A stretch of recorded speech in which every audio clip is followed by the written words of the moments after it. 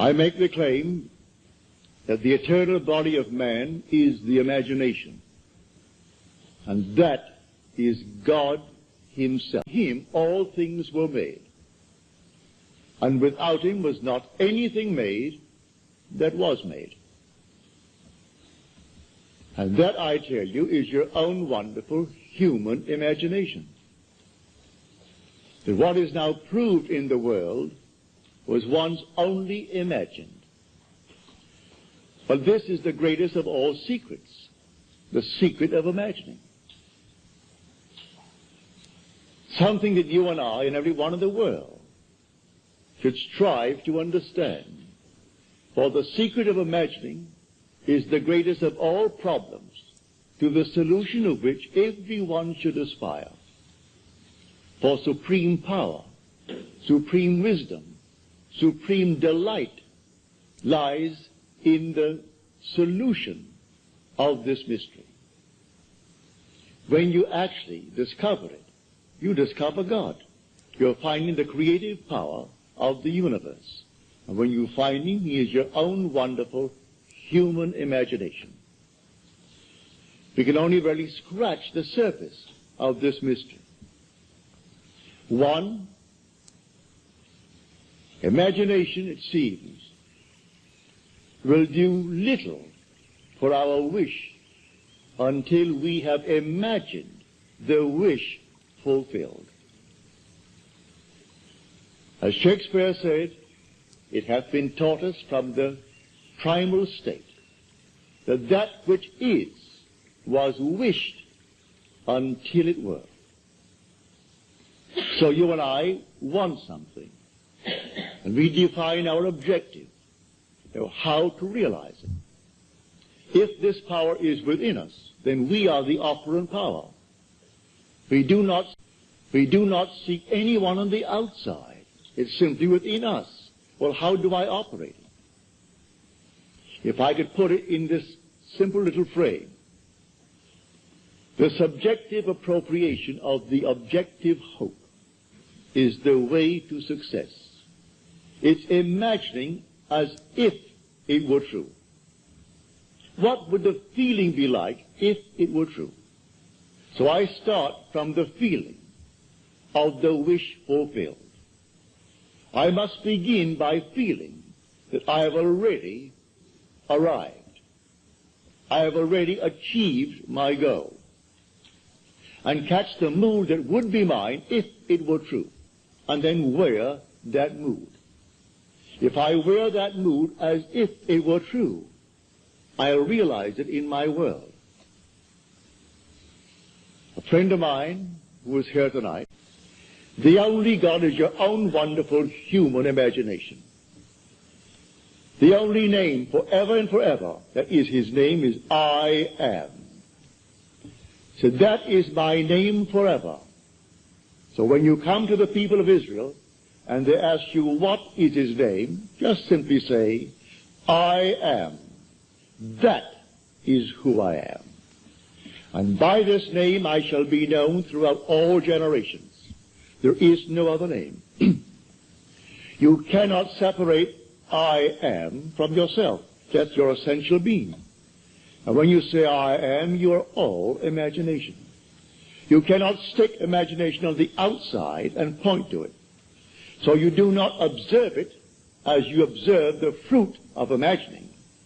You do not observe imagination as you do objects in space, because you are the reality that is called imagination.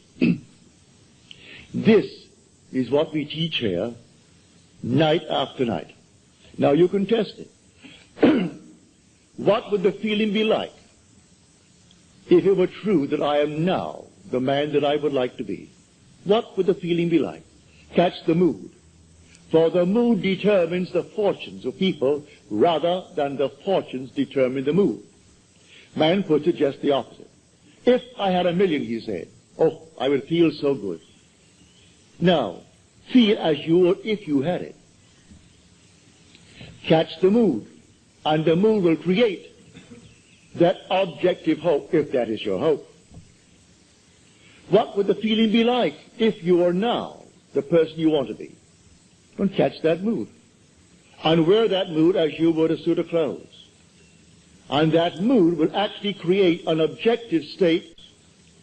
And that mood will actually create an objective state that reflects that mood. That's what you can catch a mood and create the world that is in harmony with the mood. Anyone can do it. In fact, you're doing it morning, noon, and night anyway, to the room. All this was once only imagined. The suits you wear, the dresses you wear, the hats you wear, everything here, the building, was once only conceived in the human imagination and then executed. And if all things were made by him, well, then I must come down to find out who he is.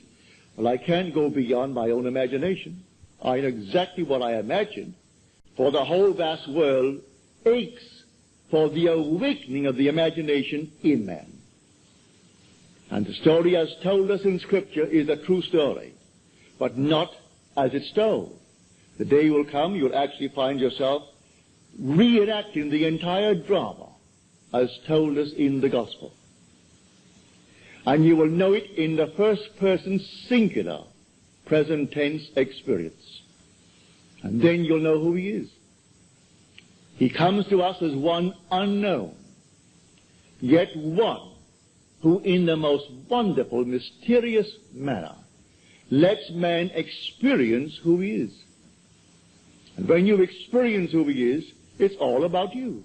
It's not about another.